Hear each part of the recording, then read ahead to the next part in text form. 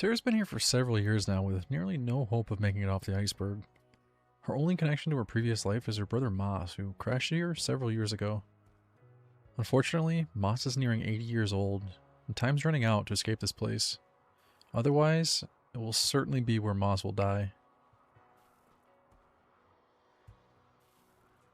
On the other hand, Nug and Dragon have formed a strong bond with one another and have started their own family here. They've had their first child and they've been considering having more. Because of this, they have their own motivations for wanting to leave this place, not wanting to raise their children in a giant piece of ice. There aren't many places on this planet to escape the ice, but over time they've been hearing rumors of a strip of land to the north that isn't covered in snow and ice. Unfortunately, there's nothing but ocean as far as the eye can see to the north, so the colonists have no reason to believe that these are any more than rumors. In the meantime, the waste from the robots is starting to accumulate and it's becoming too difficult to manage. They've been tossing it on the ice to the south, but it's really starting to pollute the nearby water. Instead, they've decided to carve out a large space inside the iceberg to store the waste until another solution can be determined.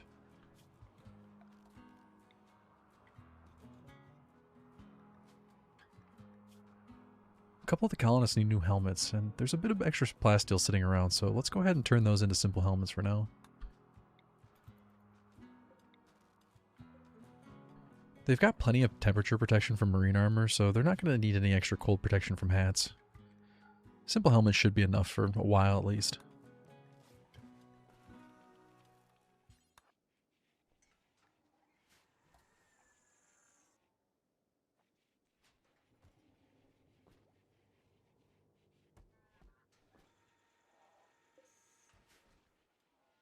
Let's also make sure we're making more chem fuel. There's only a few generators running at the moment, so we don't need a ton of fuel, but there's currently none at all, so let's fix that.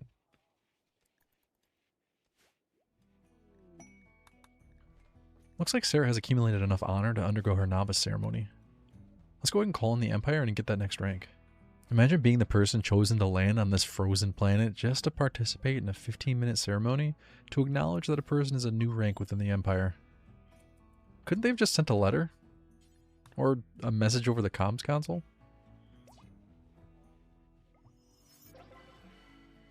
Well, anyway, Sarah had an honorable ceremony and she has her new rank.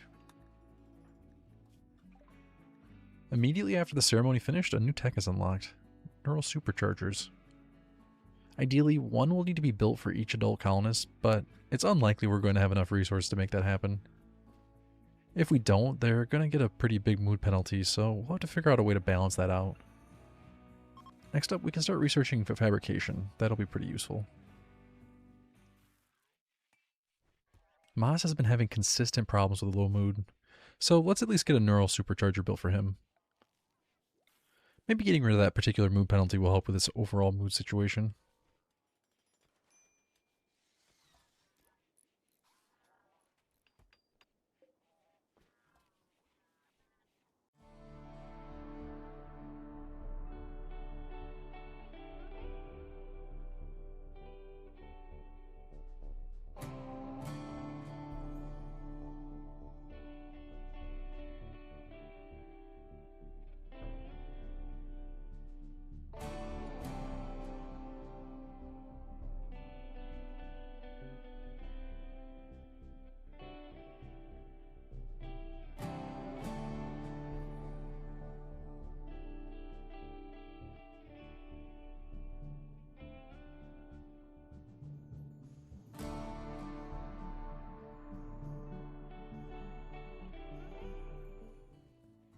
Looks like the new space for waste packs is almost completely carved out, so let's go ahead and expand the stockpile and we can start moving all the new waste packs in there.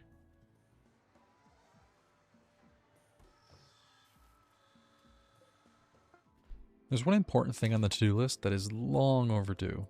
Opening that ancient danger.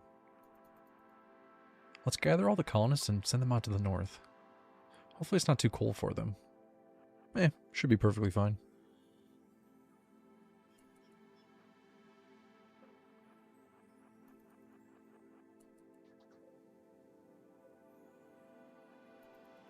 The bots can be out front and they can soak up all the damage.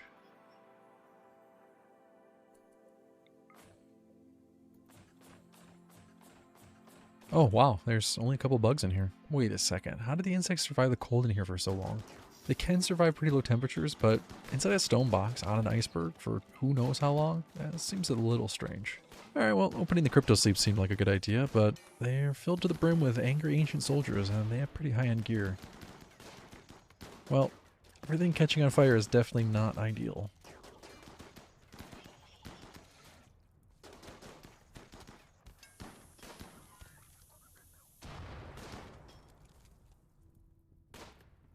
And now the shield pack is dropped.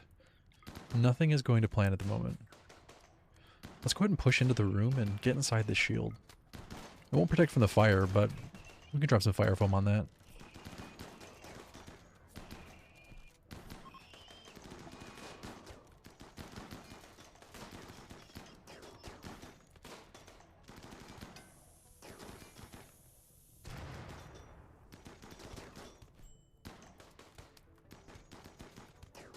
Alright, the raiders are dealt with and the fire is out.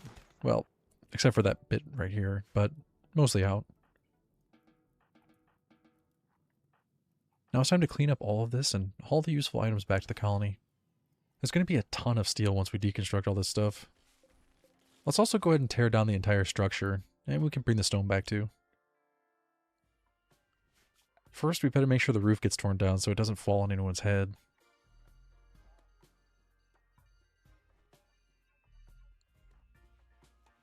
Fantastic, look at all this steel. Now the question is, what are we going to use it all for? And we'll find something. Truthfully, it's probably going to be gone before we know it.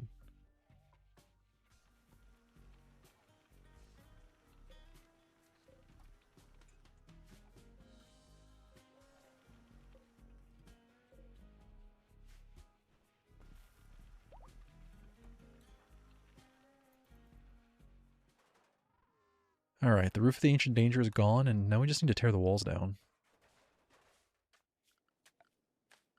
It's unlikely that we're going to need many more rooms, but we may as well finish these last two bedrooms up, just for the sake of symmetry and completion.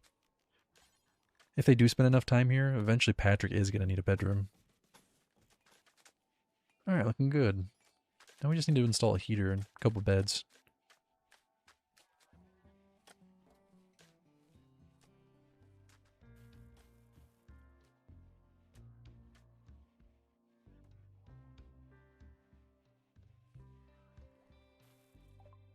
Oh hey, fantastic. Fabrication is just finished, so now we can build the bench and start working on producing components.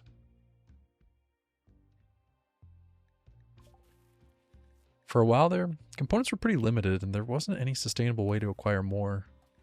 The raids did produce a few, but that's really an unreliable source. Unfortunately, we're still limited by how much steel comes in, but at least most of the events we get will produce some sort of steel. It's reasonably reproducible. Let's go ahead and move some crafting benches around and get this fabrication bench installed.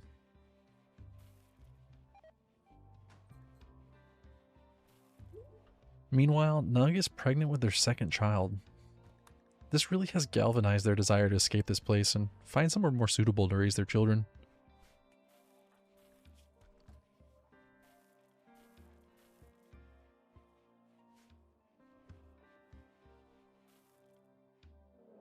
Right as Nug and Dragon were celebrating the good news, a raid has arrived from one of the nearby tribes.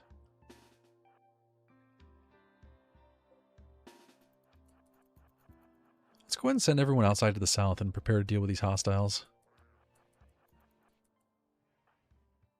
Jeez, when they group up, the mass of bodies looks so overwhelming.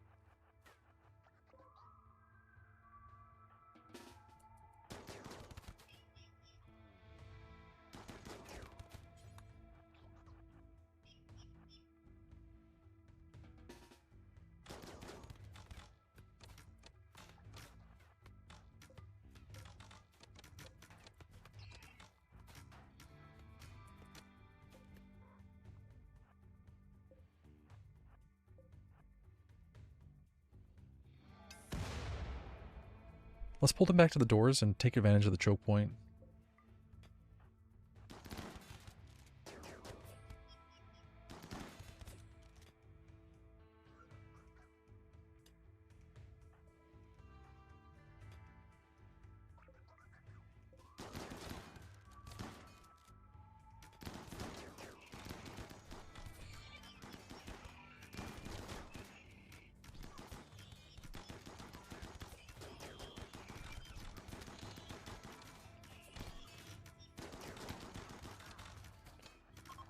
Oh no, Wally. Wally wandered out and died immediately. Poor little guy. After the raiders pushed through the outer door, they were dealt with quickly. The remaining survivors ran for their lives. Now, onto the large undertaking of cleaning up this huge mess.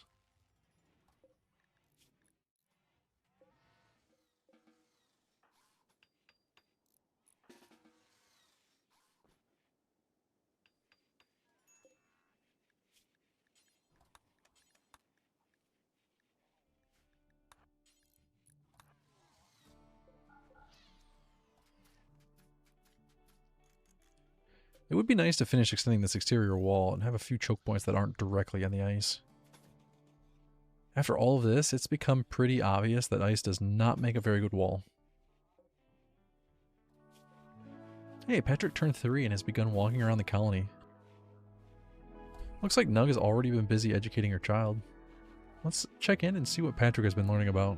Oh, right, Patrick has started going by the nickname Deadlift. Wait, who in the world gave a 3-year-old that nickname? Oh well, Deadlift it is. Looks like Nug is focused entirely on teaching Deadlift all the various aspects of combat. Well, specifically self-defense. Pairing with monoswords, pairing with clubs, countering a fist, countering a hand talon, and countering a monosword. Yeah, it's all self-defense related. That's reassuring at least.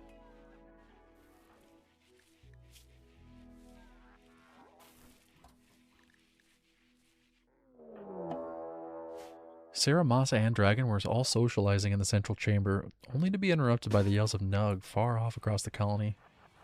Looks like the prisoner has begun to escape. They all came running and immediately started bashing away at Snake.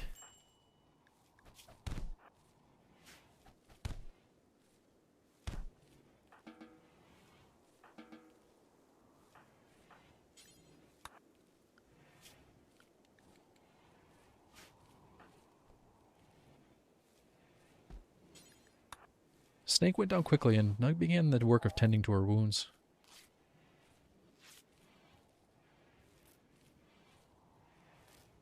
While she was unconscious, Nug heard her murmuring about returning home.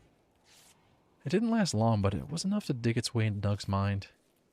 She began to wonder where this woman was from and how she managed to survive on the ice before she got here.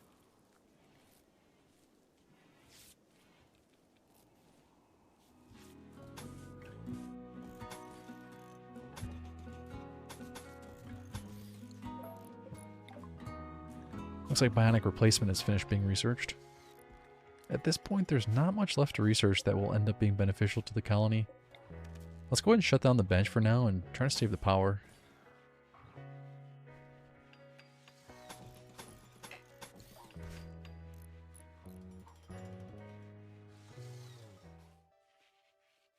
Ever since Nug heard the whispers of the unconscious Snake, she's been unable to shake it. In the following week, she frequently visited Snake in her cell, inquiring about where she came from and how they survived on the ice. Given that Snake assumed she was being interrogated, she refused to give up any information. In reality, after the discovery of the recent pregnancy, Nug had become determined to find a way off the ice. To some place that might be safe for her children.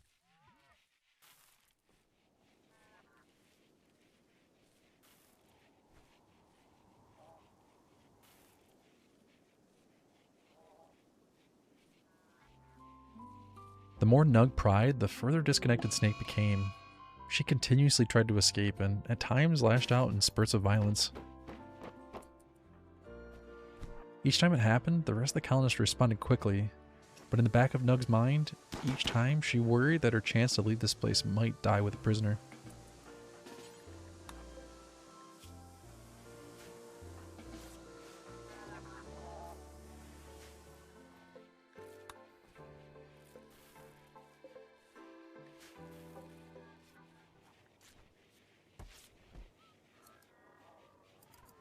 There's really not much textile left in the colony, but they used what they could to create a warm set of clothing for Deadlift. A patch leather parka will have to be enough for now. That, plus a hat, is enough for him to survive outside for a time at least.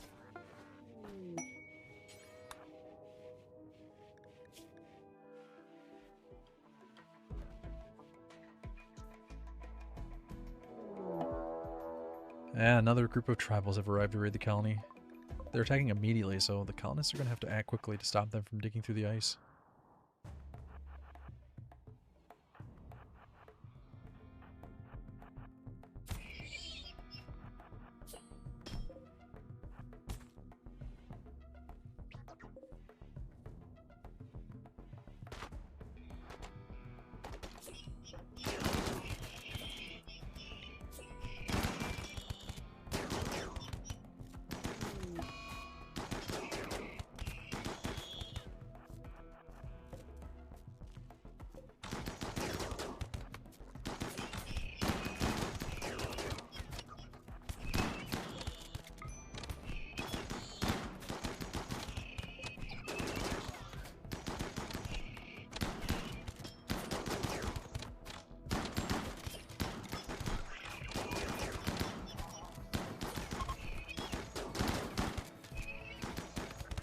Well, the raid ended about as quickly as it started.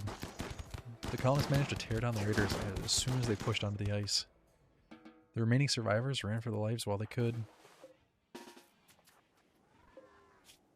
After the raid, Nug shared her plans to leave. First with Sarah, and then with the rest of the colonists. Sarah was immediately in agreement. At first, she waited in this place in order to rescue any survivors that she might find, but after 8 years and only finding her brother, she gave that hope up a while ago. By now, she became convinced she wouldn't find any others. And now, her brother was nearing the end of his life and wouldn't survive here much longer. She worried if they waited too long, he wouldn't even be able to make the dangerous journey across the ice.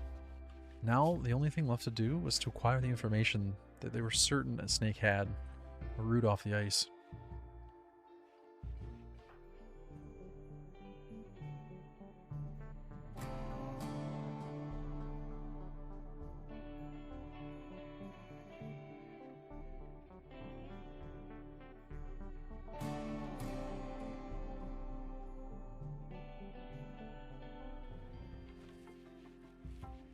Only a couple days after that, Nug began to give birth to her second child.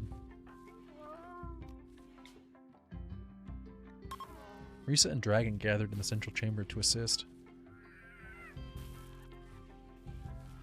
After several hours of labor, Nug gave birth to their second child, a baby girl. She named her Rasmus.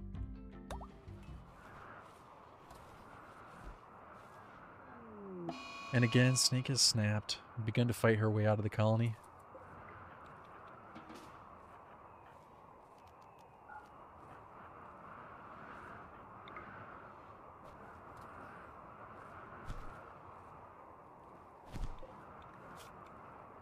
The colonists responded quickly and they stopped her without causing permanent damage, luckily. It would only take one wrong move for Nug's entire plan to come crashing down.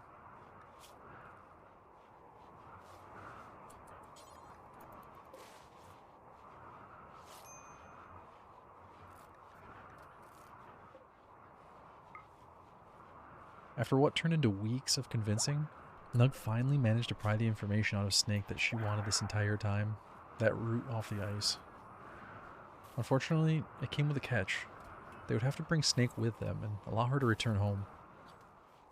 The unexpected news was that her home was in the Warm Belt. It was located far to the north of the ice. If they could just make it there, Snake promised they'd be free from this frozen prison. Snake joined the colonists in order to aid them in preparing for the journey. It would take a considerable supply of food and enough warm clothing to protect each colonist during the trip.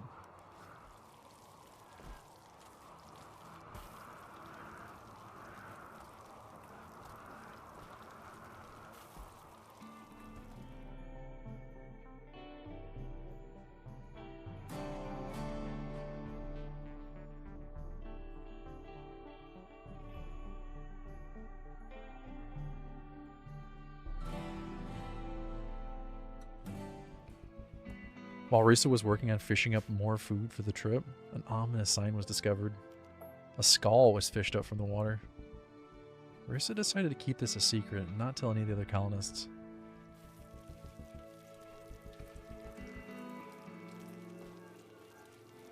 Snake spent the next week or so preparing dozens of survival meals. She told them it would take nearly 20 days to reach the village and would require they stop to fish and hunt along the way. And even then, it was uncertain they'd be able to make it there safely. Even still, they were all determined to go.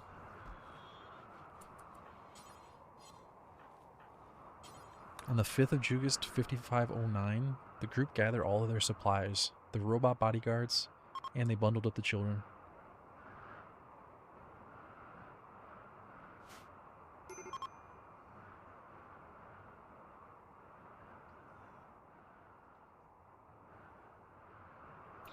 They departed the Iceberg at 4 p.m., led by their new friend Snake. It's uncertain whether or not the group survived the journey, whether they lost anyone along the way, or whether there was really a village at all. Perhaps it was all an elaborate lie constructed by Snake to escape the cell she'd been held in. Perhaps they did arrive at the village and were welcome to stay. What is clear is that they would not return to the Iceberg. They did leave support robots in place, in order to keep a settlement open in case any other survivors should come across it, looking for a safe place to hide from the snow and ice. Meanwhile, the penguins would continue to call it their home, and they'd survive off the plentiful source of food from the raiders that had many times attempted to siege the Iceberg.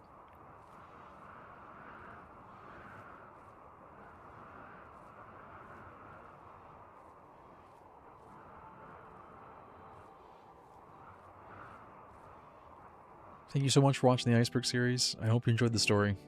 If you enjoyed this episode, please give it a thumbs up. Make sure you subscribe to the channel for updates on all future videos. For those of you who made it all the way to the end, please consider checking out my Patreon to help support the creation of more videos like this one. You'll find the link in the description below.